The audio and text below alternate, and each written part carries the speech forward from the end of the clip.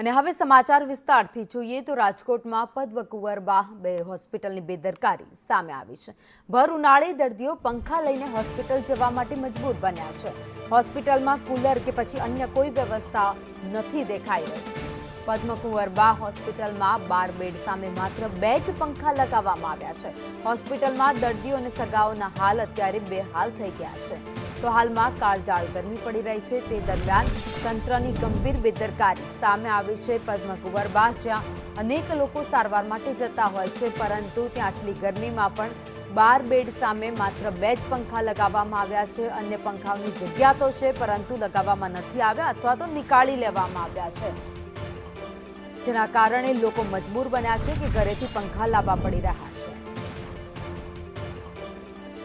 વધુ અપડેટ સાથે સંવાદદાતા મયુર સોની અમારી સાથે લાઈવ જોડાઈ ગયા છે। મયુર, ગરમી પડી રહી છે, લોકો અસહ્ય ગરમીનો જ્યારે સામનો કરી રહ્યા છે, તેવામાં હોસ્પિટલમાં ગંભીર બેદરકારી જોવા મળી છે।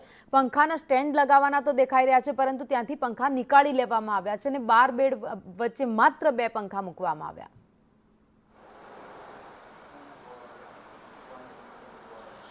બિલકુલ ભાવિની, રાજકોટની ગુંદાવાડી સ્થિત આવેલી પદ્મકુંવરબા હોસ્પિટલની અંદર અત્યારે સંદેશ ન્યૂઝની ટીમ પહોંચી છે। છેલ્લા લગભગ 1 મહિનાથી ભીષણ ગરમી રાજકોટ શહેરની અંદર પડી રહી છે। તાપમાનનો પારો 40 ડિગ્રી 42 ડિગ્રીને પાર છે, ત્યારે દર્દીઓની સૌથી વધારે મુશ્કેલી હોય છે સરકારી હોસ્પિટલ પદ્મકુંવરબા છે કે જ્યાં માત્ર 12 બેડ વચ્ચે 2 જેટલા પંખાઓ ઉપલબ્ધ હતા। એમાં કેટલાક પંખાઓની હાલત પણ ખરાબ હતી, એટલે દર્દીઓ છે એમને પોતાના ઘરેથી પંખા લાવીને ગરમીથી રાહત મેળવવાની કોશિશ કરવી પડી હતી। હાલ આ જે દ્રશ્યો જોઈ રહ્યા છો તેમાં આ વોર્ડ નંબર 12 નો જે વિભાગ છે, મહિલાઓનો વિભાગ છે, તમામે તમામ પંખા અત્યારે ચાલુ કરી દેવામાં આવ્યા છે। આખી સ્થિતિ શું છે, શું બેદરકારી હોસ્પિટલની છે, તેને આપણી સાથે વાતચીત કરવા માટે ડોક્ટર જોડાયા છે। શું કહેશો બેન, આખો મામલો શું છે? સર, આને બેદરકારી તો નહીં કહી શકું, કારણ કે હાલ આખી હોસ્પિટલમાં રિનોવેશન ચાલે છે। અમે એલઆર અને પીએનસી વોર્ડ, કારણ કે અમારે સૌથી વધારે અહીંયા ડિલિવરી થતી હોય છે આખા ગુજરાતમાં ડિસ્ટ્રિક્ટ લેવલે, તો સૌથી મોટો જંક છે એ અમારે ટ્રાન્સફર કરવો પડ્યો છે બીજી જગ્યાએ, કારણ કે એલઆર અને PNC ward, labour room, laboratory ઉપર લોબી બધી જગ્યાએ અત્યારે હાલ પીઆઈયુ તરફથી ખૂબ સારી કામગીરી કરવામાં આવે છે। સરકારશ્રી તરફથી ગ્રાન્ટ આપીને હોસ્પિટલને નવી બનાવવામાં આવે છે, કારણ કે હોસ્પિટલ 100 વર્ષ જૂની છે।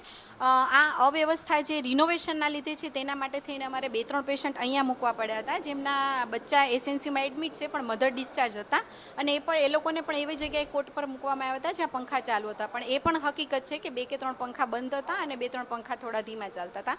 આ બાબતે અમે પીઆઈયુને પણ વારંવાર રજૂઆત કરેલી હતી। છેલ્લા અઠવાડિયાથી આ બધો બનાવ હતો, પરંતુ તાત્કાલિક ધોરણે પેશન્ટને શિફ્ટ કરીને કાલ સાંજે બધા જ પંખા ચાલુ કરી દેવામાં આવ્યા છે। ડૉક્ટર લુંગાતા, તમે મહિલા છો, સમજી શકો છો કે જે સગર્ભા મહિલાઓ અહીંયા ડિલિવરી કરવા માટે આવતી હોય છે એમને પંખાની કેટલી જરૂર છે। એક તો ગરીબ પરિવારની હોય છે, મધ્યમ વર્ગની હોય છે, અને આવી દશાની અંદર એમને રહેવું પડે છે। સર, આ બાબત હું પૂર્ણ રીતે સહમત છું આપની સાથે, અને એટલે જ આજે રવિવારે પણ અમારી પૂરી એડમિન ટીમ અહીંયા હાજર છે, પર્ટિક્યુલરલી ફરીવાર બધી જ વસ્તુ વ્યવસ્થિત રીતે જોવા માટે કે ક્યાંય કોઈ ખામી ના રહી જાય। આના માટે જવાબદાર કોણ છે? રિનોવેશન ચાલતું હતું તો દર્દીઓને યોગ્ય જગ્યાએ ડિસ્ચાર્જ અથવા તો એડમિટ કરી શકાતા હતા? ના સર, આપણે કરેલા જ છે બધી જગ્યાએ, પણ હાલ અત્યારે જે રિનોવેશન ચાલે છે એના માટે થઈને આપણે બધા જ પેશન્ટ કોઈ પર્ટિક્યુલર જગ્યાએ સમાવી શકીએ એટલી મોટી હોસ્પિટલ આ છે નહીં, એટલે 2-3 પેશન્ટ માટે થઈને આપણે આ પ્રોબ્લેમ થયો છે।